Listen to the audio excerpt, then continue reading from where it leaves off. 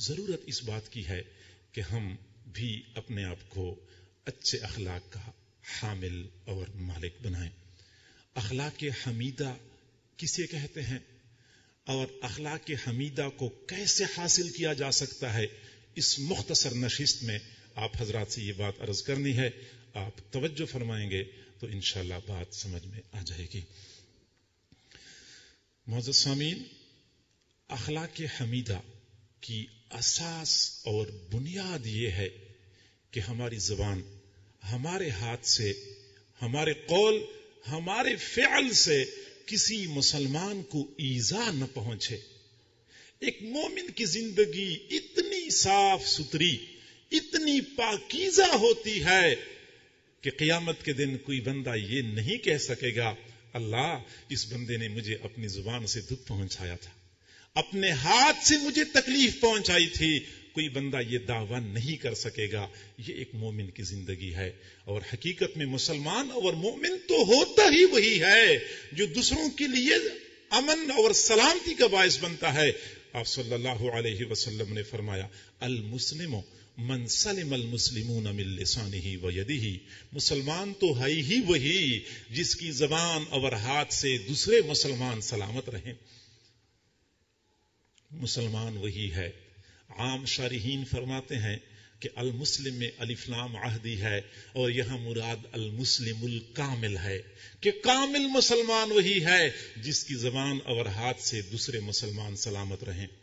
علامہ انور شاہ کاشمیری رحمہ اللہ نے صحیح بخاری شریف کی شرح میں لکھا ہے کہ مجھے اس بات سے اتفاق نہیں ہے. اگر ہم یہ بات کرتے ہیں تو کلام کا زور ختم ہو جائے گا. وہ پختگی جو حضور صلی اللہ علیہ وسلم کا مقصد ہے وہ پختگی ختم ہو جائے گی. ہم یہ کہیں گے کہ مسلمان ہی صرف وہی ہے جس کی زبان اور ہاتھ سے دوسرے مسلمان سلامت رہیں. والمؤمن من امنہ الناس علی دمائہم و اموالہم. اور کامل مؤمن وہ بندہ ہے جس سے لوگوں کی جان بھی محفوظ ہو، لوگوں کا مال بھی محفوظ ہو. تو اصل مسلمان تو ہے ہی وہی جو کسی کو ایذا نہیں پہنچاتا. اور آپ اندازہ لگائیں کہ ہماری اس دین اسلام میں ایذا پہنچانا اتنا مذموم ہے. صحیح بخاری شریف کی روایت ہے، حضور صلی اللہ علیہ وسلم نے فرمایا بنی اسرائیل کی ایک عورت نیک متقی تھی.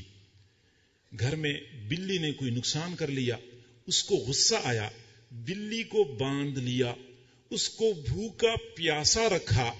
ایک بلی کو تکلیف پہنچانے کی وجہ سے متقی پرہیزگار عورت جنت میں جانے کی بجائے جہنم میں جانے والی بن گئی. بلی کو تکلیف پہنچائے تو نیک بندے پر جنت حرام ہو جاتی ہے.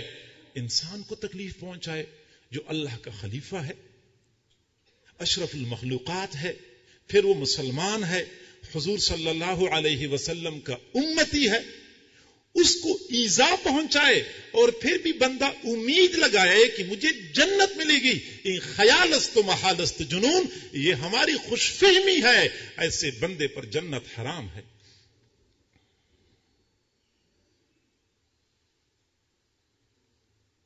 عامت الناس کو، عام لوگوں کو تکلیف سے بچانا، ایذا سے بچانا شریعت کی نظر میں اتنا پسندیدہ ہے. آپ صلی اللہ علیہ وسلم نے فرمایا ایمان کے کچھ اوپر 70 شعبے ہیں، چند اوپر 70 شعبے ہیں. ان میں سے ایک شعبہ یہ بھی ہے کہ راستے میں کوئی ضرر رسان چیز پڑی ہے، کوئی کانٹا پڑا ہے، کوئی پتھر روڑا پڑا ہے، اس کو راستے سے ہٹا لیا جائے. عام لوگوں کے لیے سلامتی کی فکر کرنا اتنا پسندیدہ عمل ہے کہ اس کو باقاعدہ دین اسلام کا یا ایمان کا شعبہ قرار دیا گیا ہے. صحیح بخاری شریف کی روایت ہے بنی اسرائیل میں ایک گناہگار بندہ، بدکار بندہ کہیں جا رہا تھا. راستے کے قریب ایک درخت تھا، درخت کی شاخ راستے کی طرف ٹیڑھی ہو چکی تھی، وہ کانٹے دار جھاڑی تھی، لوگوں کے لیے تکلیف کا باعث بنی ہوئی تھی. اس آدمی نے اس کو کاٹا اور سائڈ پہ کر دیا. حضور فرماتے ہیں فغفر لہ، اس بندے کی مغفرت ہو گئی. امن اور سلامتی دین اسلام میں کتنی پسندیدہ ہے کہ بدکار بد کردار بندہ صرف کانٹے دار جھاڑی کو راستے سے ہٹاتا ہے، اس کی مغفرت کا فیصلہ ہو جاتا ہے. تو ہم اپنی زبان سے اپنے ہاتھ سے کسی کو ایذا اور تکلیف نہ پہنچائیں. لیکن انتہائی افسوس سے کہنا پڑتا ہے کہ غیر تو غیر تھے، مسلمان جو اللہ رب العزت کی بندگی کا اقرار کرتے ہیں وہ بھی اس وصف سے محروم ہو چکے ہیں. میں کئی مرتبہ احباب سے عرض کرتا رہتا ہوں کہ جنگل کے درندے، یہ شیر اور چیتا اور بھیڑیا، یہ بیچارے تو ویسے بدنام ہو چکے ہیں اور ان کو حضرت انسان نے بدنام کر دیا ہے کہ درندگی میں بھیڑیا مشہور ہے، یہ بھیڑیا ہے، یہ شیر ہے، چیر پھاڑ میں شیر کو مشہور کر دیا. حالانکہ حقیقت یہ ہے کہ اگر انسان درندگی پہ آتا ہے تو بھیڑیے کو پیچھے چھوڑ جاتا ہے. شیر اور چیتا وہ درندگی کہاں دکھا سکتا ہے جو یہ حضرت انسان دکھاتا ہے. آپ تاریخ کا مطالعہ کریں، جس دن سے دنیا وجود میں آ چکی ہے اس دن سے لے کر آج تک جنگل کے درندوں نے انسانوں کو اتنا نقصان نہیں پہنچایا جتنا نقصان انسان کو انسان نے پہنچایا ہے. آج اللہ رب العزت کی وسیع سرزمین اگر ہم پر تنگ ہو چکی ہے، ہر بندہ پریشان ہے، ہر بندہ خوف و ہراس کا شکار ہے. حقیقت میں یہ لوگ شیروں اور بھیڑیا سے پریشان نہیں ہیں، سانپوں اور بچھوؤں سے تنگ نہیں آ چکے، اسی حضرت انسان سے تنگ آ چکے ہیں جو اپنے آپ کو اشرف المخلوقات کہتا کہلواتا ہے.